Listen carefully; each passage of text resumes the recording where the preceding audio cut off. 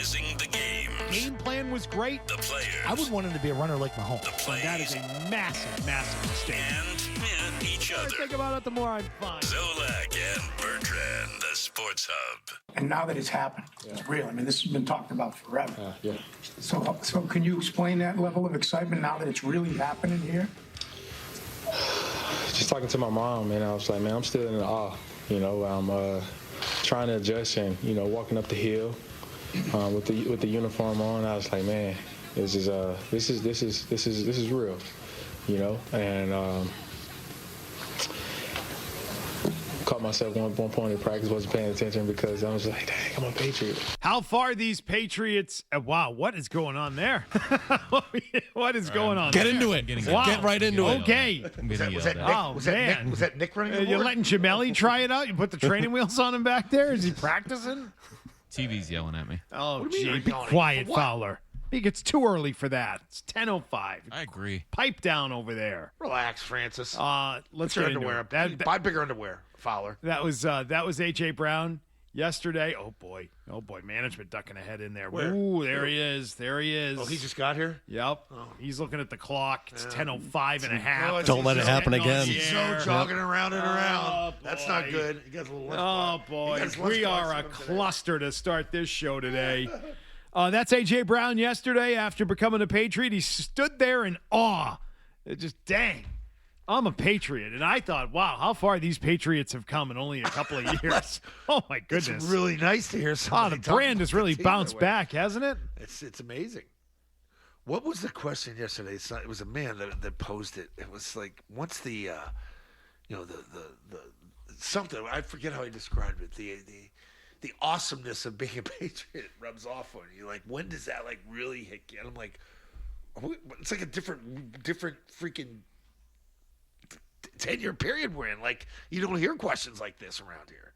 Like the joy and you're so ecstatic at being like, okay, he got traded for. He's a damn good player. But like, okay, he liked the team when he was little. I used to like the Pittsburgh Steelers. It sounds like he likes the team still. Yeah. I mean, he's not a guy who has given up on his childhood fandom I went back of and his team. This is his team. I watched all the unboxing of the Brady shirt last night, and then the Gronkowski and Edelman pod they did with him, and how they're winking at each other and being a Patriot. And he's like, he wanted to be here. You can speak to this better than anybody, any of us. We can't speak to it at all. But Zoe, you grew up as a Pittsburgh Steelers fan in Steeler country. I get it. And you grew up as a kid just dreaming of being a Steeler. And then instead you became a Patriot. Yeah. Right? Yeah. And so that sort of changed things for you in the trajectory of your life. But just imagine had that played out. I remember going to Three Rivers Stadium and seeing the Steelers run out. Like, this is awesome, man. We're staying back, and we would play in Pittsburgh. Even when we call games there, it's like, it's my favorite place to call a game. But for some people, they lose it. For Yeah. some people, they become a high-level athlete. They become a professional athlete. Then you're not really born with it. And they never think about their favorite team that they rooted for as a kid anymore because now it's their job. Yeah. Now it's what they have to get up and go do every day. This guy hasn't lost it.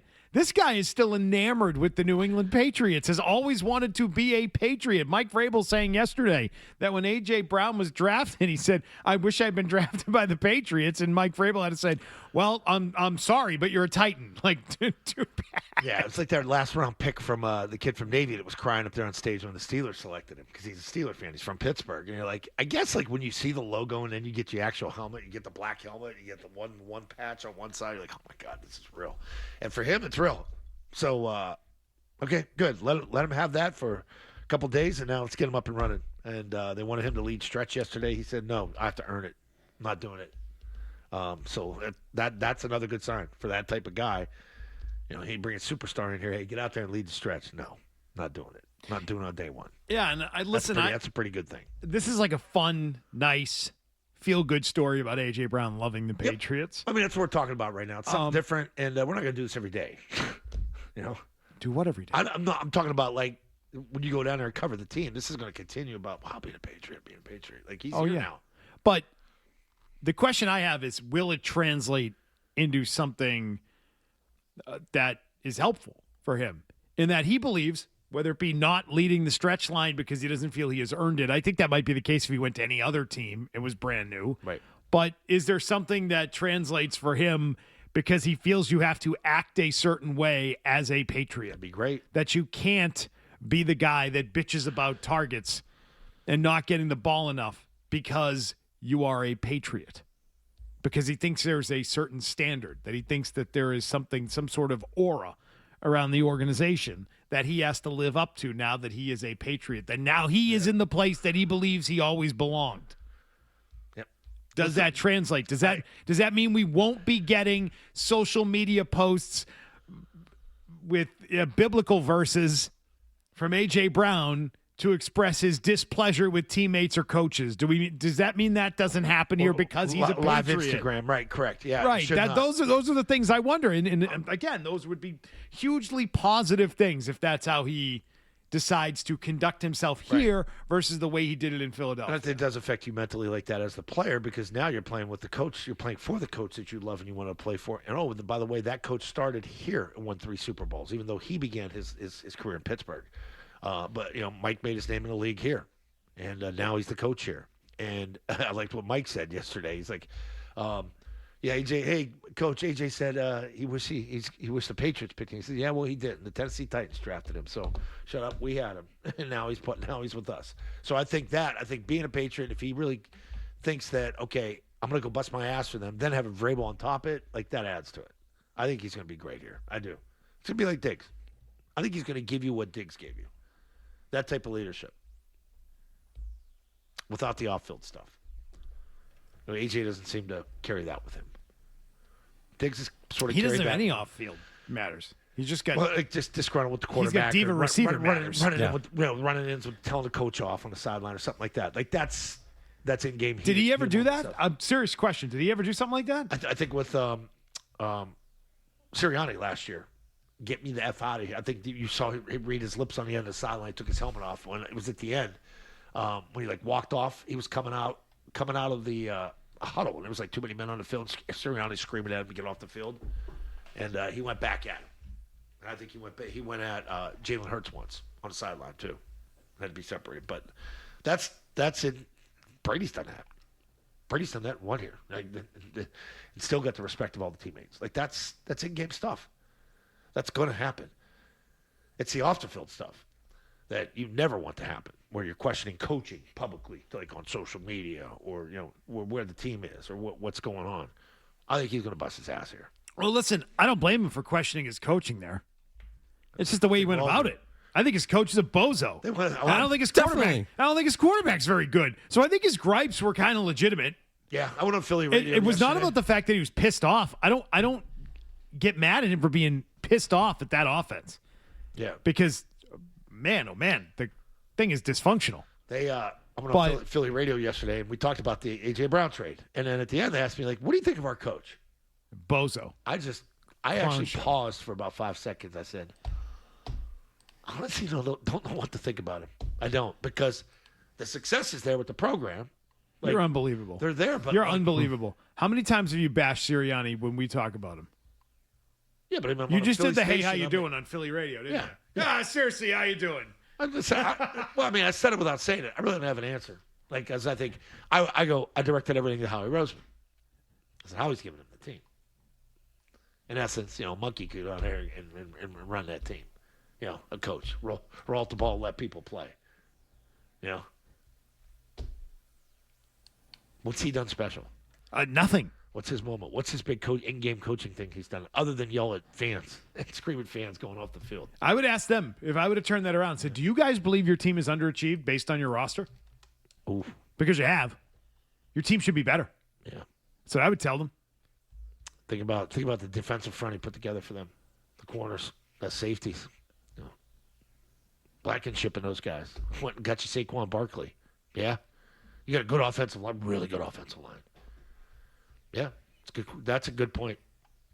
It's the easiest way to answer the question. Your coach is an underachiever. I think that's what we'll go with Sirianni. Yeah, your coach hasn't done enough with the roster that Howie Roseman has given him. No, remember it went off the rails that year Matt Patricia was there as well? In between those 2 Super Bowl trips, and it got really weird with Sirianni. I think they cleared house with all those coaches and stuff. Yeah, he's always had issues. He's had issues the entire time he's been. His opening press conference was a disaster. Oh, disaster. Yeah. Sort of like Craig Breslow's. When your head coach is the one going after fans in games and stuff like that, what are we doing here? Right. Big Dom's got to hold him back. Yeah. A little bit of an act. I think it's a little bit of an act with that guy. Yeah. Well, you should watch Hard Knocks in season with the NFC East. You can get a little peek behind the curtain there at Sirianni and how he operates. If you'd like, if you want to go back and see some of that. But anyway, that's a different topic. I'm talking about A.J. Brown here in New England. And does being a Patriot spark something in him to be more of a leader here than maybe what he had been in Philadelphia? Does he believe there's like a standard that he's got to live up to? When you hear him talk, it sort of feels that way. I don't know if it translates or not. Only time will tell. Asia. But what's that? Asia. Only time will tell. Oh.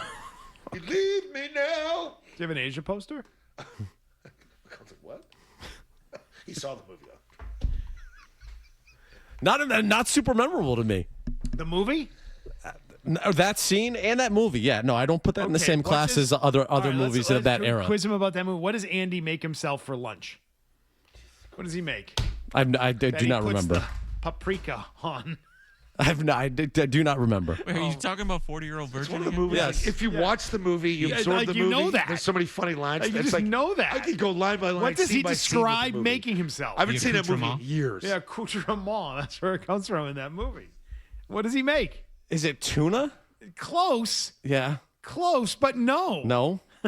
What are the two guys keep yelling about? It's something Zoe likes. I'll tell you that. Egg salad. There you go. Yeah. There you go. Gotcha. There you go, McCone. Let's talk more A.J. Brown. Jeff McClain on why the Rams backed out of the A.J. Brown trade talks. And this, to me, is a matter of who you believe on this, because there is reporting that A.J. Brown did not go to the Rams because they couldn't unload Devontae Adams. There's reports that it was because of the medicals and the knee. And A.J. Brown responded to questions yesterday about the knee. That's all on the way. Don't go anywhere. So, This is what you get when you get the meat package. and Beetle. Okay, you can bank on that. And the games played here. Stop and start. Attacks the paint. Runs it up and in. 98.5, the Sports Hub.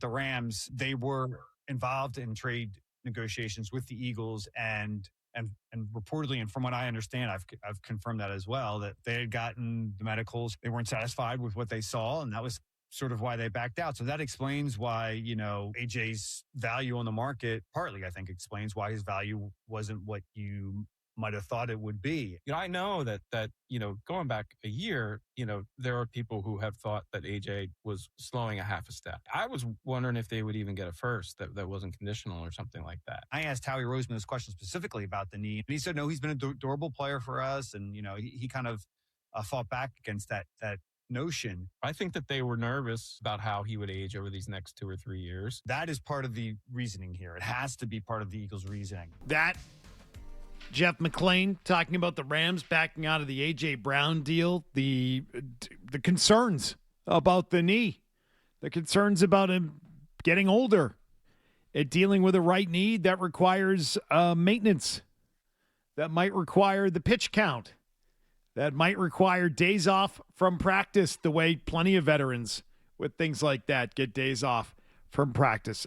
Let's talk about this for a moment. How do you think the Patriots will approach treating him when it comes to this, in terms of how hard they push him and how they make it easy for him? What do they do? A lot of walkthroughs, a lot of practices. I don't want to say a lot of practices, but say Thursday or Friday. If you're doing a heavy defensive practice, it's going to be a maintenance day for him. Mike's giving them to all his veteran guys. And that's where you kind of throw them the bone, and that's how they react positively, and that's how they try and play his ass off for him. Watch it closely. It's what you do. Of course there's concern with the knee. So that's all it's been reported. But also, I would just blame it on that. We're worried about that and how things are going. They had dysfunction there. They did with the quarterback, the head coach, and the receiver. Quarterback won't even meet with the head coach unless somebody's in the room. Somebody else is in the room with him. That's not healthy. Brady, Belichick, and Kraft at the end. It was like the big three. We concerned Brady couldn't play at the end? No, he left. He couldn't take it anymore here. And when you have that sort of malcontent or concern, you got to move in a different direction. Patriots chose to do that. They moved on. Tom moved on. Tom moved on and won. No problems with his health. Just don't just put it all in the knee. It's just, hey, we got 4 good years. These guys aren't getting along. It's miserable at practice. It's not healthy for the team. It's not healthy for the quarterback. It's not healthy for the head coach. And when you have that much money invested in the head coach and the quarterback, like, guess who goes? The receiver. Hearing McLean talk about the downplaying. Yeah. Like, it's Howie Roseman's not a concern. He's a durable player. Of course Howie Roseman's going to downplay it. If it were real, do you think Howie Roseman would say, you know what? No, he's got a bad knee. That ticking time bomb. Yeah, he's getting older, and he's got a knee that requires all kinds of maintenance to make sure it's okay to go on Sundays. We only won a 4th-round pick. They gave us a 1. I mean, everybody's going to downplay it, including A.J. Brown, who downplayed it yesterday at the podium when he was asked about it. Yeah. So, can you just let us know kind of how your knee's feeling, any updates with that? Because I know sometimes, like, the injury has come up. No injury, nothing to worry about. I think this whole little, you got to understand where I came from. So any conversation about anything is going to come up, So maybe in 4 years, I've missed one game from shot to the knee. So that's nothing to worry about. I'm good. I'm ready to go, so. All right, A.J. Brown saying nothing to worry about, no injury, I'm ready to go. Well, I don't think anyone said he had an injury. Right? Nobody said that. No one was saying that he was dealing with something that was sort of acute. This thing's chronic is what it is. Yeah. He missed 4 games 2 years ago, right? He missed 4 games. 4 games, yep. 4 games 2 years ago. 2 seasons ago. Did he miss a couple of games last year, too? Yes. What was that for? Was that listed as being the knee? I'll look it up. Hold on. He missed time in each of the last 2 seasons, which I think is part of his numbers looking the way that they look. They'd be better if he had played in full seasons, but he didn't. Of course he's going to downplay it. I think they're going to manage it. I think they have to manage it. Why wouldn't you? And I would say, good. Who cares? You need this guy to practice? No. Okay, good. Morgan Moses. No practice. They managed Morgan Moses. Can we see it with Randy Moss when he first came here? No training camp? He didn't participate the whole summer. He took it off. And we were saying, oh, my God, this isn't going to work, is it? Guy doesn't even practice. Brady was going into that week 1. I remember talking about, I don't know what the hell's going to happen. Yeah.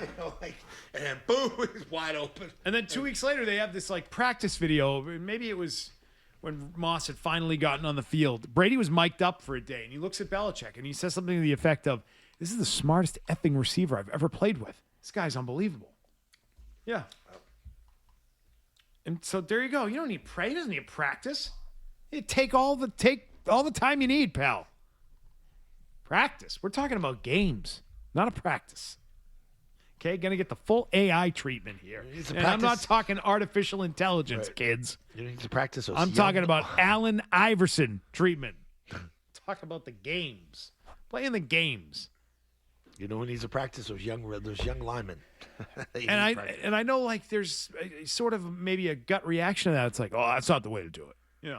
Okay, well, it's been done before, and it's worked for plenty of players before, where coaches that are players' coaches sort of recognize it and let the right players have a certain amount of leeway. I think this is going to be one of those leeway players. Bad knee, chronic knee. We're going to make sure that doesn't keep you off the field over the next few years. So I have faith in them that they will approach this in the correct fashion. I am curious to know what the real story is on why the Rams bailed on this. Because it's been reported both ways. Breer even was, in his report, sort of saying both things. I don't know. Was Breer on today on Toucher and Hardy? I think maybe he addressed it with those guys. But in reading his report the other day, it was twofold. It was the knee, and they couldn't move on from Davante Adams. Well, which one was it? I think it was more Adams, and maybe they got in on Garrett at that time too. Hey, if we're going to give up a first-round pick, we're going to give up for Myles Garrett.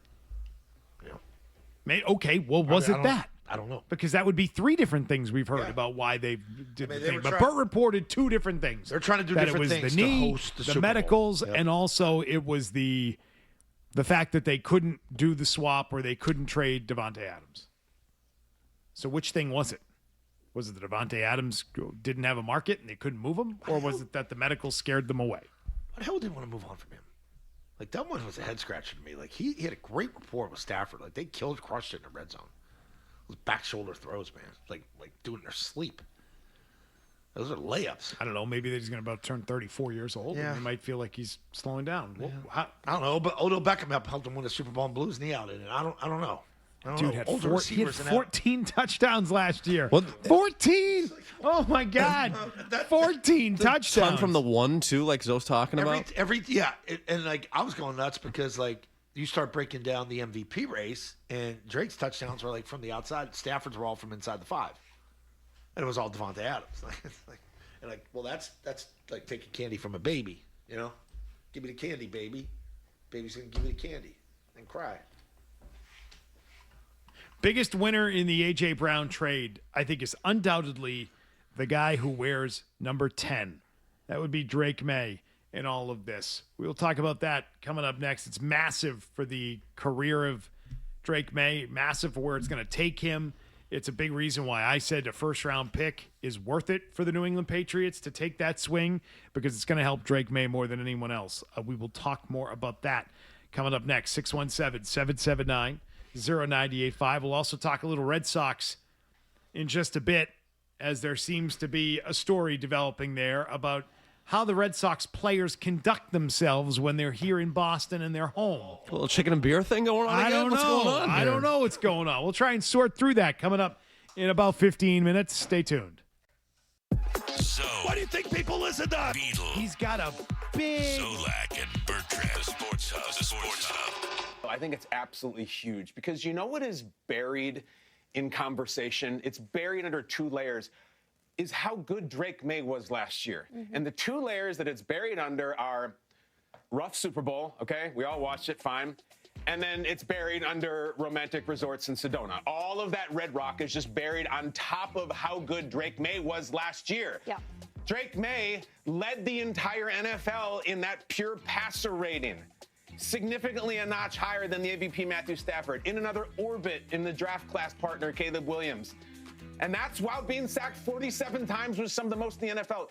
I just think we talk so much about the Patriots, about all kinds of stuff and all kinds of crap, that we have forgotten the prime rib of how good their quarterback was last year. So here's what I would say to you. He's going to get A.J. Brown in the next 24 hours. Who knows? Maybe the next few hours. We don't know.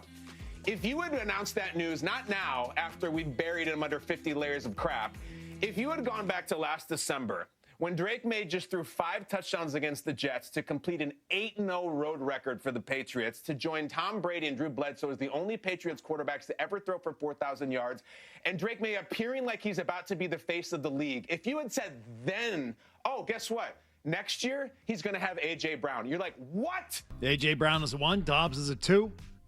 It's pretty good. It's better. It's a lot better. Better than what they had. Yeah. Here's a question I have. What are they missing?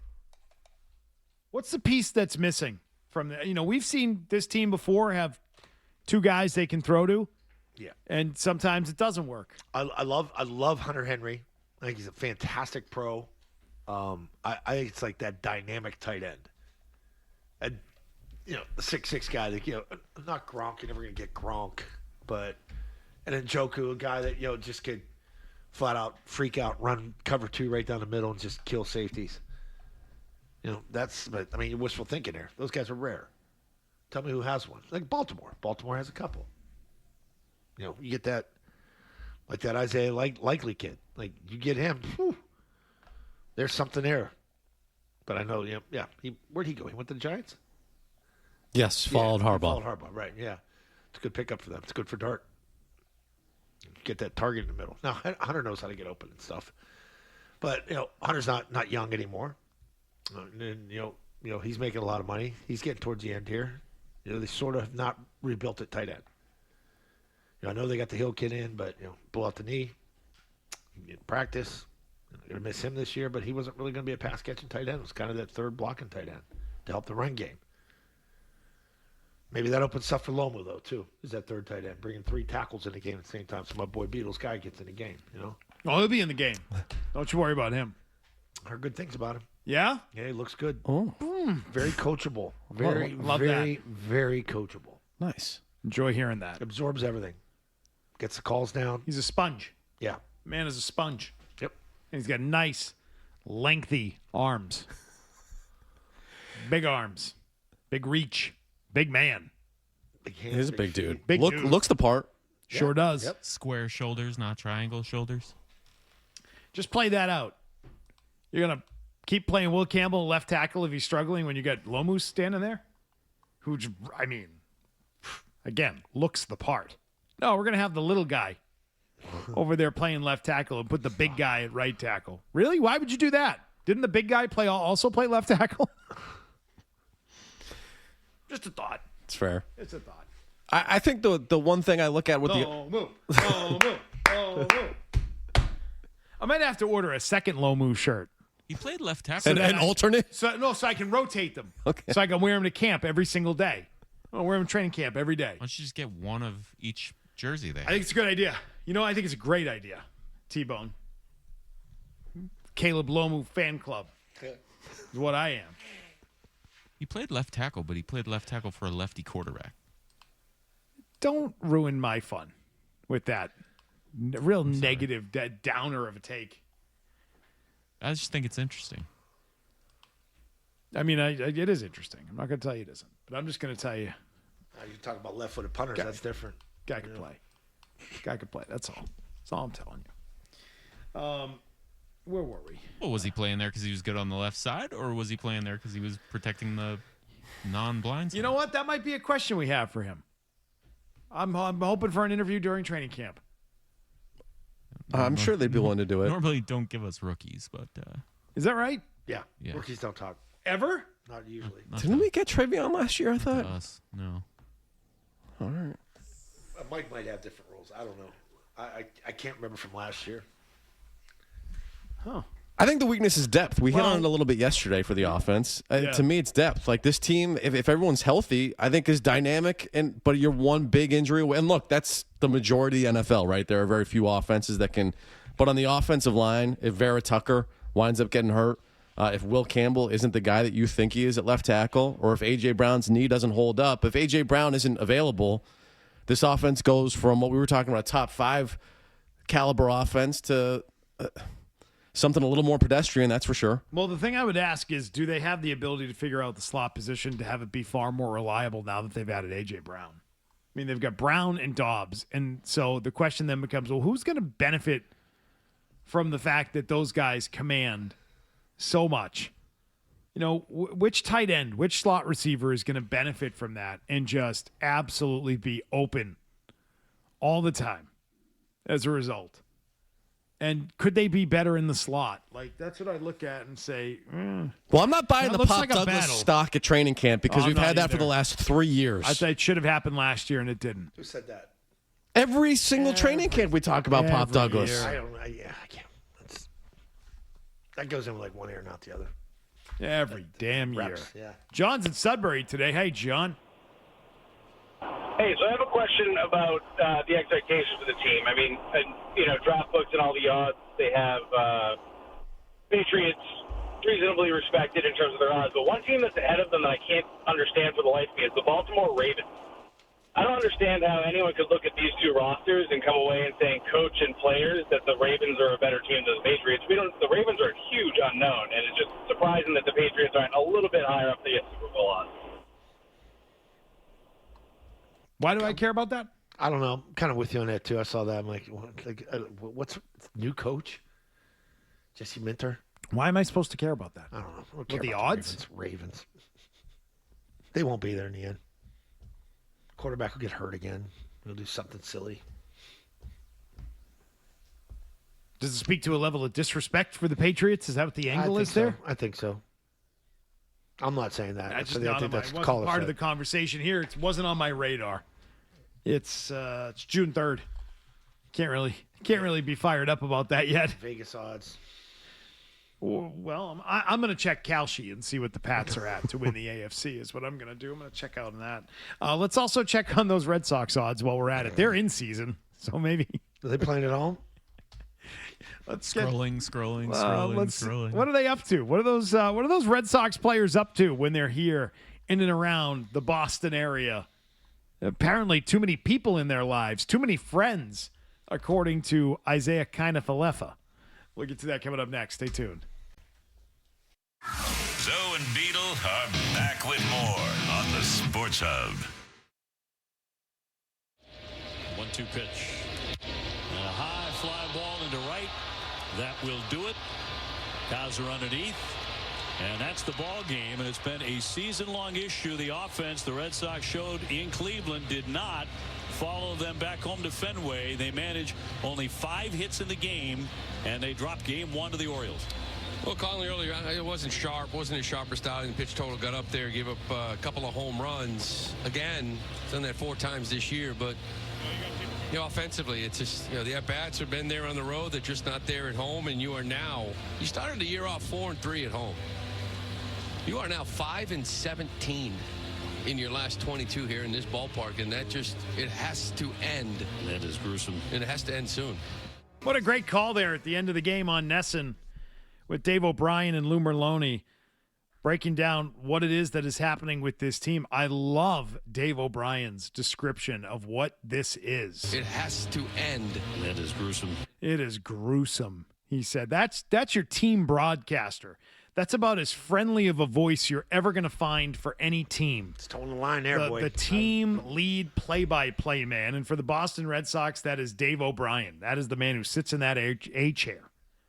And he's telling you, this is gruesome. I got very close to crossing the line those 2 4-win seasons. And at one point, I pulled Bill aside and I said, I'd apologize for something I said on the broadcast. And he said, I don't care what you say on the broadcast. I said, wow, okay. Well, I was told you should probably maybe talk to Bill.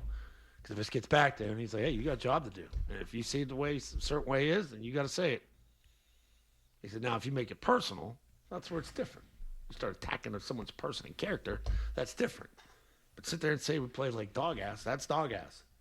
You call it like it is. I appreciated that. It made me feel better about calling games when it was bad. But, you get fed up. And then you also know that they also don't want you to crap all over their product. The product is crap right now. Junk. I mean, I think Roman Anthony's soft. I think that's problem number 1. All right, can we talk about the players that are actually playing, though, if you don't mind? Well, he should be. So, I think that's a big part of your problem. Because that's supposed to be your leader. They have no leadership right now, but go ahead. Where do you want to start? Well, I mean, if you... Gruesome. They have more home games this year with 2 or fewer runs than they do with at least 3 runs. They've had 26 different seasons so far in which they've had fewer games that they've been held to 2 or fewer runs already. That is gruesome. Gruesome. I don't know what all that means. I know it's gruesome. But you don't understand. They can't score. They can't score. But you don't understand number projections. They're playing below their projections. Do you know that Fangraphs Fangraphs are going to start spraying the ball? Has them at 22.5% to make the playoffs right now? Which blows my mind. And also 17.5% is the simulation on Baseball Reference. That's what they're hanging for them. on to. It's crazy. That's what helps that front. But that's not a reflection on them. It's a reflection on the American League. Not even you're right. Yeah, no, it has nothing to do with them. But if you're living in it, it's they think remarkable it's that you. the number is that high, though. But when it comes to the guys who are on this team, I'm sorry, with or without Roman Anthony, that's a different story. They're capable of scoring more than 2 runs without Roman Anthony. These are Major League Baseball players. And this team is historically bad. Historically bad. We could give you all kinds of angles about statistically how bad this team is and how bad they've been at home. It's gruesome. It has to end. It has to end. Yes, Lou, it has to end. I'm not sure it will end. Lou's sick about it. Yeah. I'd be sick about it, too, if I had to go to these games every night and watch this team, this gruesome team. That is gruesome. It is gruesome, Dave.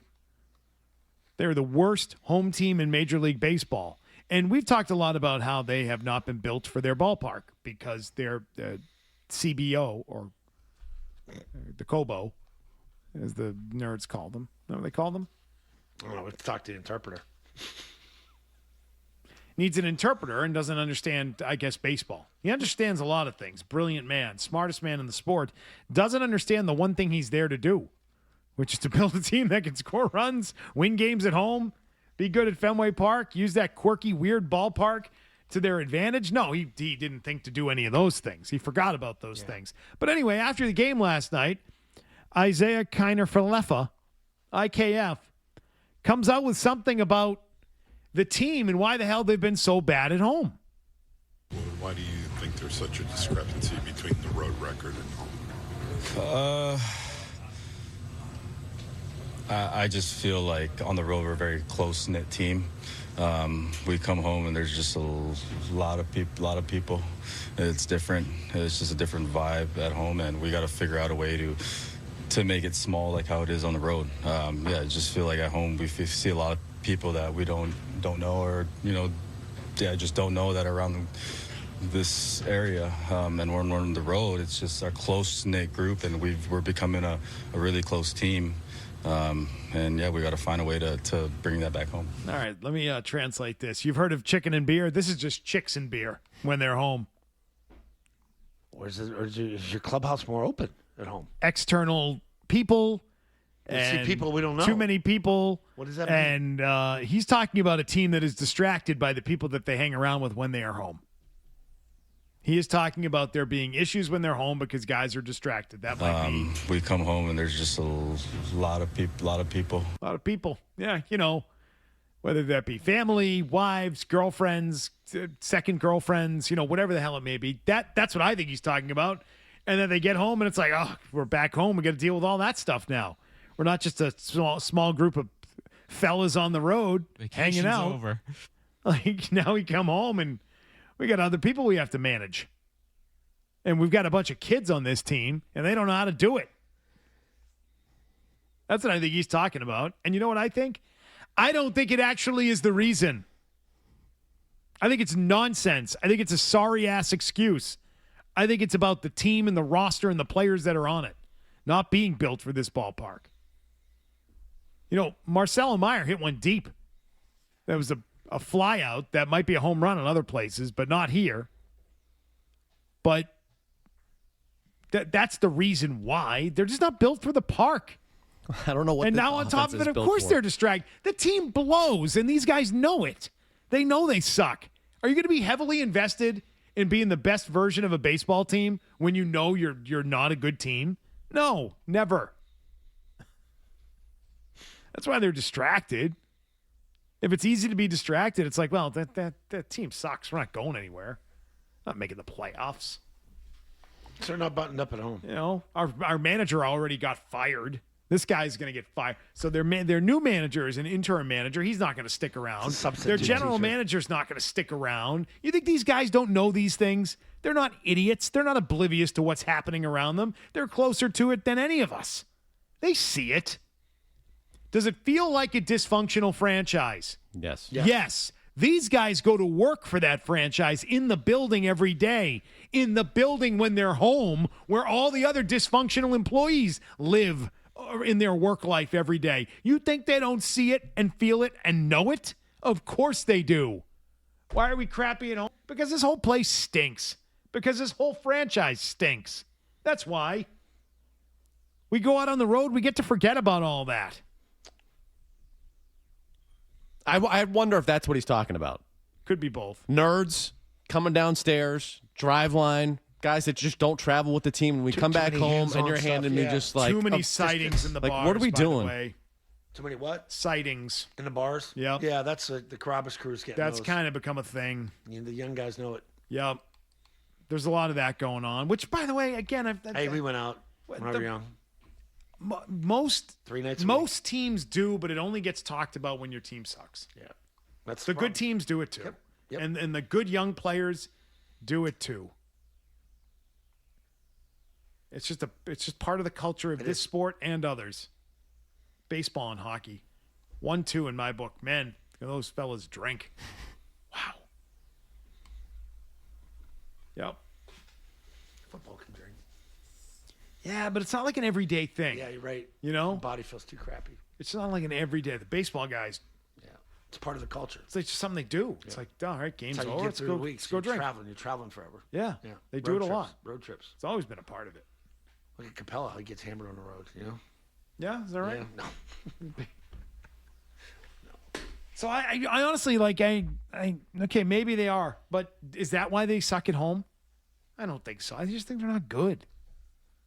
That's what I think it is. Maybe it's a contributing factor, but it's not the factor. It's not the reason you are this bad at home. No. If you're any good, you could have all the distractions in the world and score more than 2 runs. Yep.